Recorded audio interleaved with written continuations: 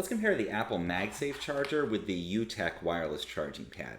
So these are both wireless chargers. Pretty cool because you can put your phone down on them and it'll charge up without having to plug it in. Now the Apple Magsafe is an official Apple product. You put this down on your counter, you put your Magsafe compatible Apple device on it, it's going to charge up. The YOOTECH I like to use with my Android phone. Any wireless charging compatible phone, put it down on there, and it's similarly going to charge up without having to plug in.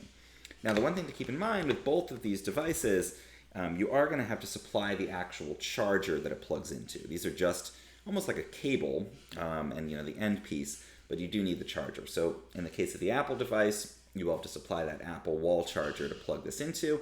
And for the YOOTECH, it's a large USB. So any USB wall charger can plug this in and charge wirelessly. So both really great wireless solutions. I like the Magsafe for my iDevices and the YOOTECH for my Android devices, but do keep in mind you do need to supply that wall charger either way.